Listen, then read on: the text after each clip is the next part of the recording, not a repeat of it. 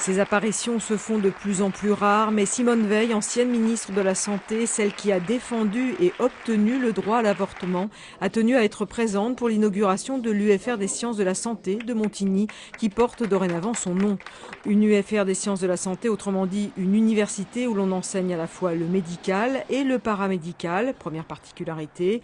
La seconde, cette UFR est implantée dans la ville et non au sein d'un établissement hospitalier universitaire, comme cela se voit couramment, et ce n'est pas un hasard.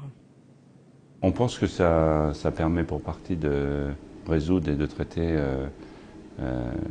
les difficultés que l'on a à former des professions de santé. On pense peut-être faire soit des maisons de santé universitaires, soit des pôles de santé qui vont être des endroits de soins de premier recours et qui permettraient peut-être de désengorger un petit peu les urgences des hôpitaux et puis de prendre en charge de façon très universitaire, je dirais, des malades. Si tous les étudiants sont formés en centre-ville, si tous les étudiants passent l'ensemble de leur cursus universitaire à l'intérieur de l'hôpital, il y a peu de chances pour qu'ils aient envie d'aller s'installer à l'extérieur de l'hôpital et encore moins à l'extérieur des grandes villes. Donc c'est évidemment un enjeu tout à fait important, rapprocher la formation des lieux d'installation à venir.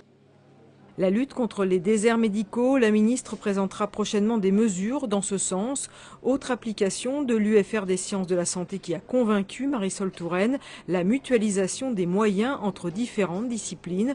Dans ce laboratoire, par exemple, les chercheurs traitent des pathologies liées à des traumatismes de la moelle osseuse, de la recherche fondamentale avec des buts appliqués au quotidien. Quand la personne a eu un accident de voiture ou a subi une atteinte au niveau du système nerveux central, ça a des conséquences sur sa sexualité et sa continence. Donc on travaille sur des modèles animaux de façon à comprendre et à pallier éventuellement dans l'avenir ces troubles particuliers, en trouvant des médicaments qui pourraient agir sur la relaxation de la vessie d'une part, ou en interrogeant plus précisément le système nerveux central, de façon à faire des thérapies novatrices, et en particulier des thérapies à base de transfert de gènes.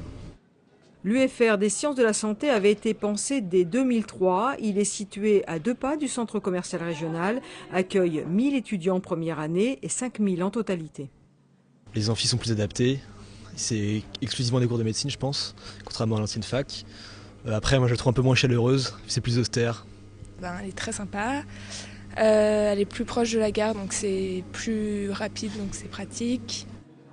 En tout, cette UFR compte 125 enseignants et 18 laboratoires mixtes.